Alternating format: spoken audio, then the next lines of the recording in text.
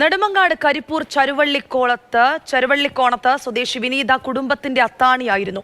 ഭർത്താവ് മരണപ്പെട്ടതോടെ ഇരുട്ടിലായ കുടുംബത്തിന്റെ സംരക്ഷണത്തിനായാണ് വിനീത തിരുവനന്തപുരം നഗരത്തിലെ ചെടിക്കടയിൽ ജോലിക്ക് പോയത്.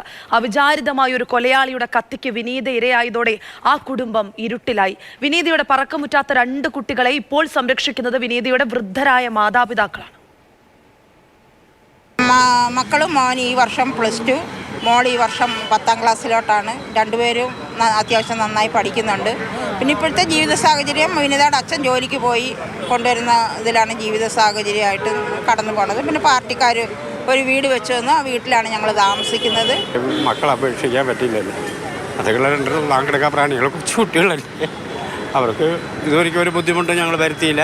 വരാത്ത രീതിയിൽ കൊണ്ടുപോയിക്കൊണ്ടിരിക്കുക. ഞാൻ ഒരു സെക്യൂരിറ്റി പണിക്കാൻ പോകുന്ന ആ വരുമാനം കൊണ്ട് തന്നെ വളരെ കൂടുതൽ ഇതുമല്ലാതെ വളരെ കുറച്ചും അല്ലാതെ അവരുടെ ഒരു നേരത്തെ ആകാനും വിദ്യാഭ്യാസത്തിനുള്ള ബുക്കും മറ്റുള്ള കാര്യങ്ങളുമൊക്കെ ചെയ്തുകൊണ്ടിരിക്കുക.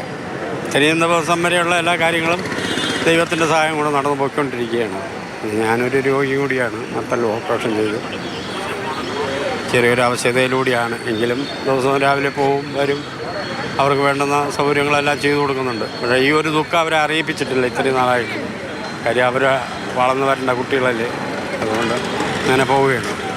എൻ്റെ മോളല്ല, ഞങ്ങളെ കുടുംബം നോക്കിക്കൊണ്ടിരുന്ന അവളായിരുന്നു. ഭർത്താവ് ഉണ്ടായിരുന്നപ്പോഴും ഞാൻ അവളെ കൂടെ തന്നെയാണ്. ഭർത്താവ് മരിച്ച ശേഷവും അവൾ ഞങ്ങളെ കൂടെ തന്നെയാണ് കഴിഞ്ഞുകൊണ്ടിരുന്നത്. പിന്നെ അവളെക്കുറിച്ച് എല്ലാ കാര്യങ്ങളും അവൾ എനിക്ക് വേണ്ടി ചെയ്തു തരും. ഒരു മോളെന്നുള്ള നിലയിൽ എല്ലാ കാര്യങ്ങളും അവൾ ചെയ്തു തരും. അവൾ പോയതിൽ തീരാത്ത സങ്കടം